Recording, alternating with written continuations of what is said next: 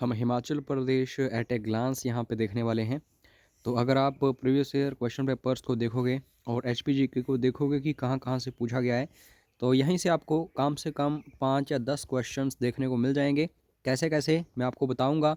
बस आप वीडियो को लास्ट तक देखना। पहली बार जुड़ रहे हो तो सब्सक्राइब जरूर करना, बेल आइकन को भी प्रेस कर लेना।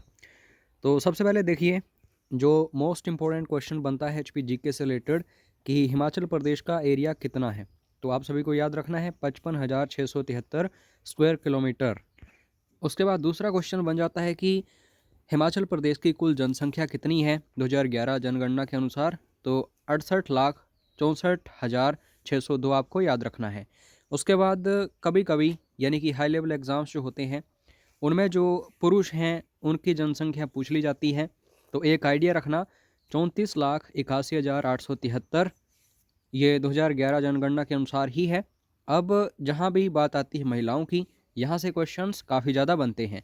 तो महिलाएं कितनी हैं हिमाचल प्रदेश में, ये पुरुषों के मुकाबले कम है, 33,82,729। और ये भी 2011 जनगणना के अनुसार है। जैसे 2021 की जनगणना आएगी ये आंकड़े चेंज हो जाएंगे। लो लेवल एग्ज़ाम्स में या फिर क्लर्क वगैरह एग्ज़ाम्स जो होते हैं इनमें जो सबसे ज़्यादा क्वेश्चन पूछा जाता है वो है जनसंख्या घनत्व कितना है हिमाचल प्रदेश का। तो 123 लोग हैं 1 वर्ग किलोमीटर में, और ये भी 2011 जनगणना के अनुसार है। उसके बाद सेक्स रेशो या फिर लिंगानुपात की बात करें तो 972 लड़कियां हैं 1000 लड़कों के ऊपर। आप सभी को पता ही होगा हिमाचल में, तो इसको भी याद रखना। आप सभी को ये भी पता होगा कि 90% तक जो हिमाचल प्रदेश की जनसंख्या है ये दोस्तों गांव में ही रहती है, रूरल पॉपुलेशन है ये।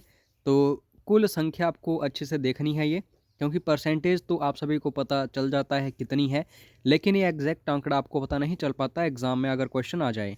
61,76,050 लोग रहते हैं गाँव में, ये 2011 के जनगणना के अनुसार। उसके बाद अगर मैं शहरी जनसंख्या की बात करूं, अर्बन पॉपुलेशन की, तो ये भी एग्जैक्ट आंकड़ा देखिएगा, 6,88,552 लोग रहते हैं। उसके बाद अगर मैं अनुसूचित जातियों के यहाँ पे लोगों की बात करूँ तो 17,29,252 है। तो ये भी क्वेश्चन आ सकता है। और परसेंटेज कितनी है कमेंट करके आपको बताना है कमेंट बॉक्स में, क्योंकि ये क्वेश्चन भी बार बार पूछा जाता है। और शेड्यूल्ड ट्राइब पॉपुलेशन जो है, जनजातीय जनसंख्या जो है, ये 3,92,126 है। और literacy rate most important question यहाँ से बनता है। तो आगे हम महिलाओं की और पुरुषों की अलग से भी देखने वाले हैं। फिलहाल आपको याद रखना है 82.80% 2011 जनगणना के अनुसार। अगर आप लो लेवल एग्ज़ाम्स की बात करते हैं तो यहाँ पे नॉर्मली लिटरेसी रेट पूछी जाती है, लेकिन अगर आप हाई लेवल एग्ज़ाम्स की तैयारी कर रहे हो तो particularly mail literacy rate, female literacy rate ये सब पूछी जाती हैं।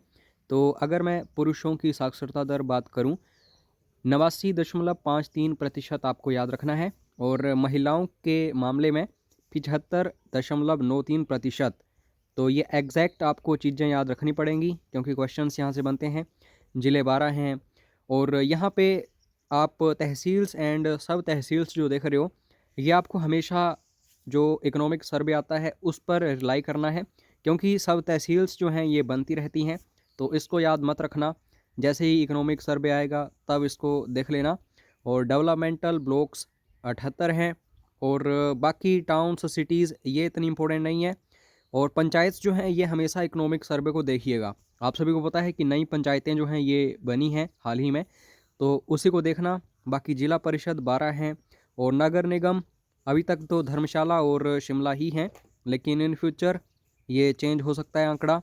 और 2011 के जो जनगणना हुई थी उसके अनुसार अगर मैं गाँव की बात करूँ, कितने गाँव हैं हिमाचल प्रदेश में, तो 20,690 आपको याद रखना है। और 2021 की जो जनगणना होगी तब तक आपको यही याद रखना पड़ेगा, इसलिए ये इम्पोर्टेंट है। और आप सभी को पता है कि हिमाचल प्रदेश में 100% जो बिजली है ये पहुंच चुकी है घरों तक, तो ये 100% है। अब हिमाचल प्रदेश की हिस्ट्री के बारे में भी आप हमें देखना पड़ेगा, क्योंकि आप सभी को पता है कि हिमाचल प्रदेश स्टार्टिंग में चीफ कमिश्नर्स प्रोविंस बना था, ठीक है, 15 अप्रैल 1948। इसलिए 15 अप्रैल जो है हिमाचल दिवस के रूप में मनाया जाता है। और बाकी 30 रियासतें जो हैं इनको मर्ज किया गया था, तब 15 अप्रैल 1948 को हिमाचल प्रदेश बनाया गया था। तो ये कुछ एक एग्जांपल्स हैं, अगर आप पढ़ना चाहो तो वीडियो को पॉज करके पढ़ सकते हैं। हालांकि यहाँ पे 28 दी गई हैं। अगर किसी स्टूडेंट को बाकी दो जो हैं उनके भी नाम पता हैं तो कमेंट ज़रूर करिएगा। अगर फिर भी आपको पता ना चले तो सीधा व्हाट्सएप करके आप पूछ सकते हैं हमसे, ठीक है। हमारी टीम आपको ये बता देगी कि बाकी दो रियासतें जो हैं ये कौन सी नहीं बताई गई हैं यहाँ पे जो 28 हैं। और बाकी दोस्तों, स्टार्टिंग में आप सभी को पता है कि 4 ज़िले बने थे, एक चंबा बना था, महासू बना था, मंडी बनी थी और सिरमौर बना था। तो कुल क्षेत्रफल पूछा जाता है 1948 में कितना था, तो 27,169 स्क्वायर किलोमीटर्स आपको याद रखना है। ये मोस्ट इंपॉर्टेंट क्वेश्चन बनता है। और उसके बाद 1954 में बिलासपुर जो है इसको भी मर्ज कर दिया गया था। तो उस समय बिलासपुर का जो क्षेत्रफल है ये भी पूछ लिया जाता है। तो 1167 स्क्वायर किलोमीटर्स आपको ये याद रखना है। और 5वां ज़िला बना था जो बिलासपुर है हिमाचल प्रदेश का। और 1956 में हिमाचल प्रदेश जो है इसे यूनियन टेरिटरी बना दिया गया। इससे पहले ये पार्ट सी स्टेट था। तो क्वेश्चन ये भी आता है और आप सभी को पता है ये काफ़ी रिपीटेड क्वेश्चन है। और 25 जनवरी 1971 तक हिमाचल प्रदेश जो है यूनियन टेरिटरी रहा। फिर उसके बाद 18वां राज्य बना था हिमाचल प्रदेश का 25 जनवरी 1971। तो ये भी क्वेश्चन लो लेवल एग्जाम्स में पूछ लिया जाता है। और उसके बाद दोस्तों 1960 जो है आपको ये याद रखना है कि महासू डिस्ट्रिक्ट जो था स्टार्टिंग में, उसकी चीनी तहसील जो है उसको काट के एक अलग से डिस्ट्रिक्ट बनाया गया था किन्नौर। तो ये कब बनाया गया था क्वेश्चन आता है 1960, आपको याद रखना है, ठीक है। अब दोस्तों 1966 तक पहुंचते पहुंचते विशाल हिमाचल प्रदेश की जो मांग है ये काफ़ी बड़े पैमाने पर पहुंच चुकी थी। तो इसलिए 1 नवंबर 1966 को पंजाब स्टेट जो है उसके, या फिर मैं हरियाणा की भी बात कर लूँ साथ में, जैसे कुल्लू हो गया, कांगड़ा हो गया, शिमला हो गया, और ये सभी पड़ते थे होशियारपुर डिस्ट्रिक्ट में।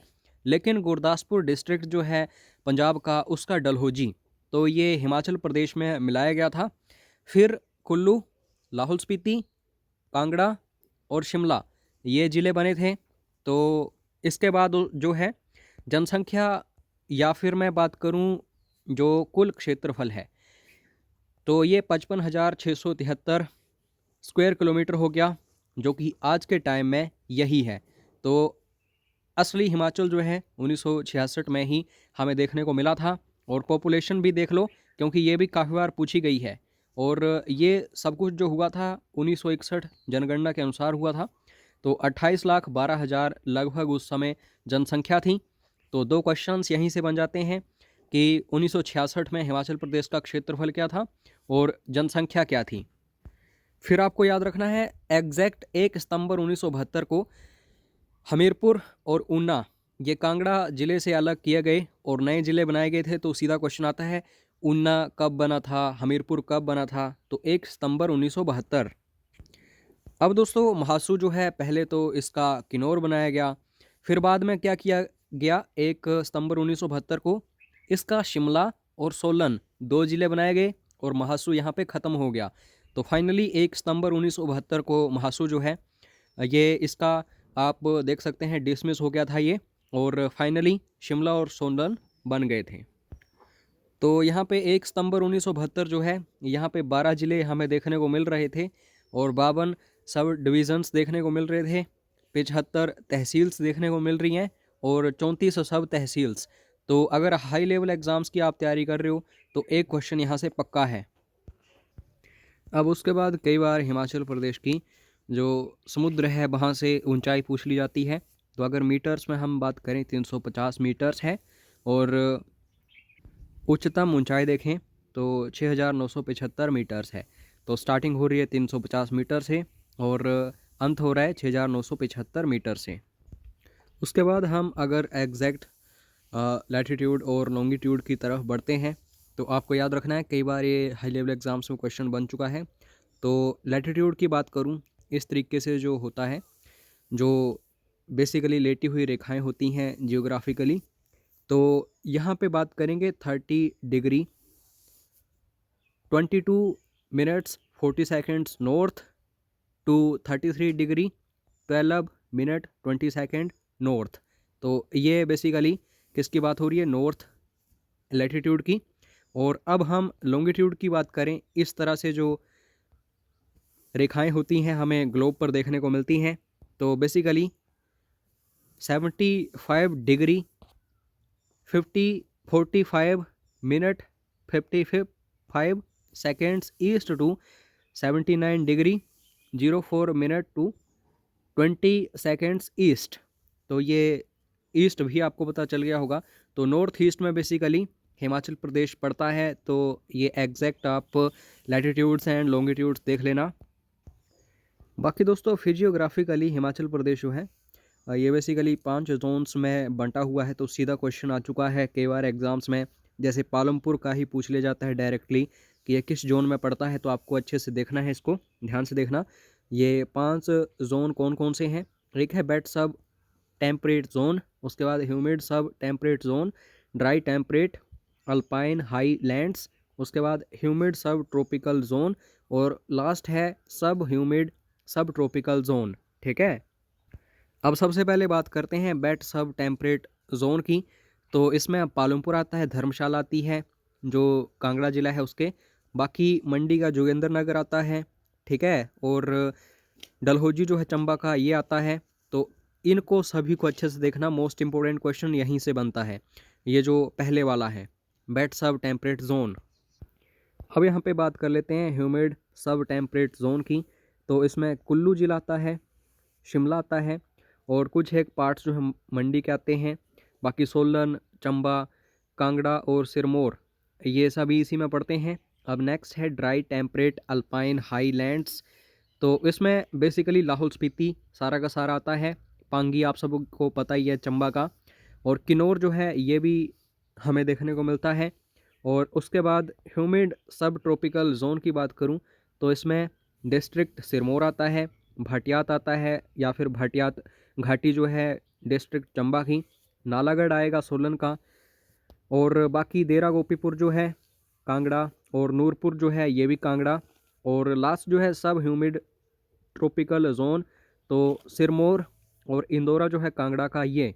तो ये थोड़ा सा टफ है, एक बार वीडियो को दोबारा फिर से देखना, आपको ये अच्छे से याद हो जाएंगे पांचों के पांचों फिजियोग्राफिकल जोन्स।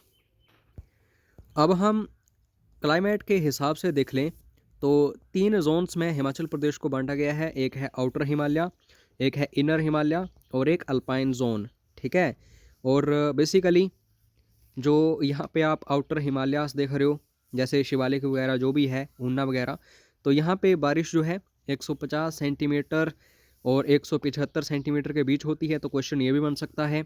और दूसरा जो है इनर हिमालय, यहाँ पे 75 सेंटीमीटर से लेकर के 100 सेंटीमीटर के आसपास बारिश होती है, जो धौलाधार वगैरह है।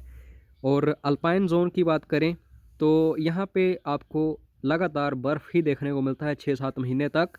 तो लाहौल स्पीति वगैरह जो हो गया, ये आपको अच्छे से याद रखना है। और अगर हम एवरेज एनुअल रेनफॉल की बात करें, जो क्वेश्चन बन चुका है कई बार हिमाचल प्रदेश में, तो 160 सेंटीमीटर है।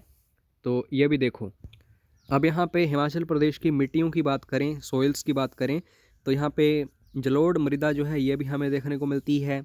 ब्राउन हिल सॉइल्स जो हैं ये भी देखने को मिलती हैं। ब्राउन अर्थ्स ये भी देखने को मिलती हैं। ब्राउन पोरेस्ट सॉइल्स जो हैं ये भी देखने को मिलती हैं। बाकी ग्रे वुडेड या फिर इसको पोडोजोलिक सॉइल्स बोला जाता है, ये भी देखने को मिलती हैं। ग्रे ब्राउन पोडोजोलिक सॉइल्स जो है ये मिक्सचर है। और प्लानसोलिक सॉइल्स भी हमें देखने को मिलती हैं, humus and iron, podzols and alpine humus mountain skeletal soils ये भी देखने को मिलती हैं। तो 4 ऑप्शंस में आपको सॉइल्स पूछी जा सकती हैं कि हिमाचल प्रदेश में कौन सी नहीं मिलती है। तो जो डिफरेंट होगी उसको आपको चूज़ करना पड़ेगा।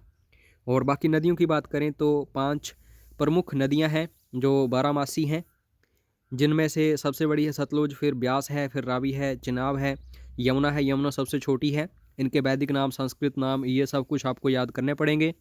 ठीक है, और इनमें जो काफ़ी सारे हाइड्रो इलेक्ट्रिसिटी पावर प्लांट्स हैं ये भी आपको देखने पड़ेंगे, यहाँ से क्वेश्चंस बनते हैं। तो ये हम सब कुछ डिस्कस करते रहते हैं।